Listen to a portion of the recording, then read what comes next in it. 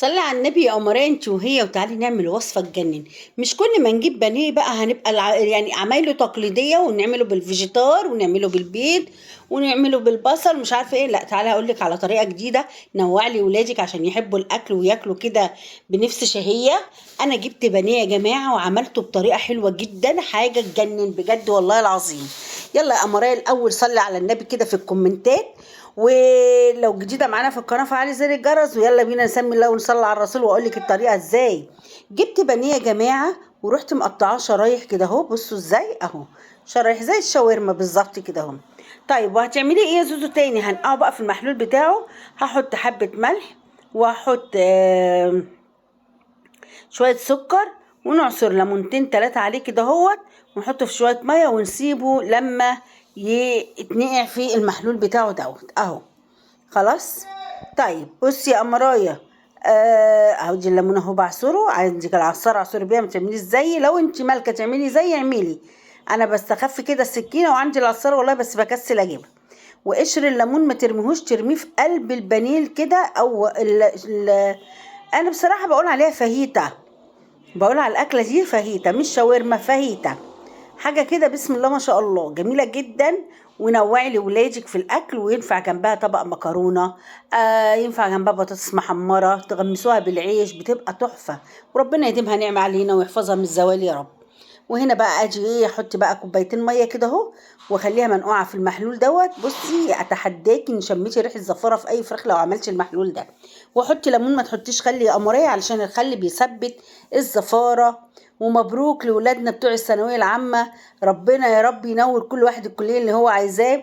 واللي ما اساملوش ان هو ينجح دلوقتي، معلش قدر ربنا والجدعنه، وانتوا ان شاء الله هتنجحوا وهتعدوا، وربنا يصلح حال الجميع يا رب ان شاء الله.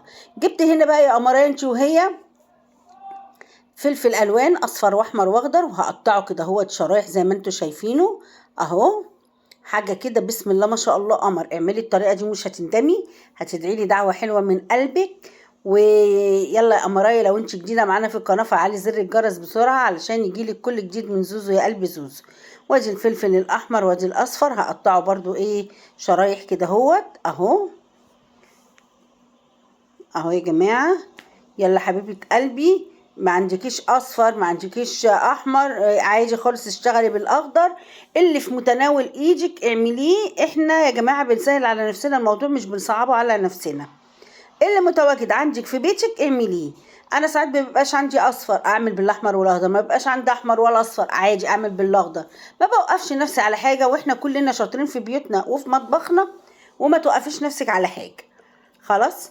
يبقى هنا قطعت احمر وقطعت اصفر وادي الاخضر اهو يا جماعه بقطعه شرايح كده اهوت اهو.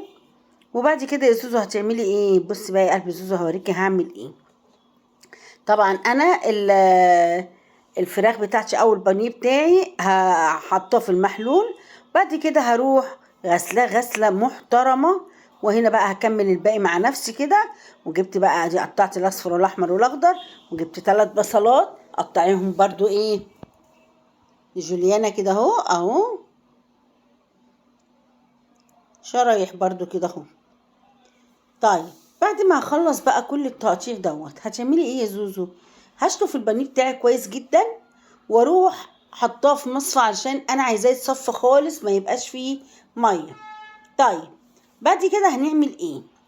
انا بس اقطع معايا الجوليان دوت، وانتي يا امرايه اللي قاعده بتتفرجي شايفاكي ما حطيتيش اللايك بتاعي. يلا حبيبه قلبي انتي وهي كل سنه وانتوا طيبين، حطوا اللايك بتاعي يلا. وممكن الخلطه دي يا جماعه تنفعكم جدا لو انتم مسافرين مصيف، اعمليها وتبليها وجهزيها وتاخديها تشوحيها على النار على طول. انا قطعت البصل والفلفل الاخضر والاحمر والاصفر اهو اهو. بعد كده هصفي البانيه بتاعي من المحلول واشطفه كويس جدا، واروح نازله بيه في الطاسه بتاعتي اهو، وابتدي اشوحه واحط بس معلقه سمنه بلدي كده اهو، وحبه زيت، تحطي سمنه وزيت اهو.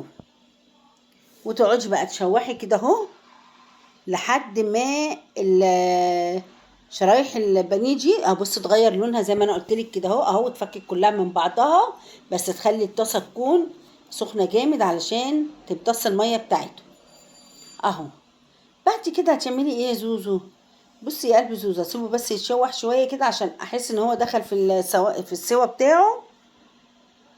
وبعد كده هروح الفلفل الالوان اللي انا كنت مقطعاه والبصل، هنزل بقى بيه كل الخلطبيطه دي عليها.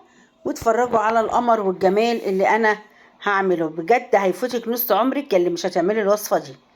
طعم حكايه وتحفه، وبتجددي لاولادك.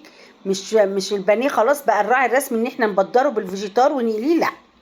اهو حطيت بقى ايه؟ البصل والفلفل الالوان على الشرايح البانيه دي يا جماعه اهو. دي مش شاورما، دي فاهيتا، اسمها فاهيتا، الاكله دي اسمها فاهيتا، حاجه كده قمر.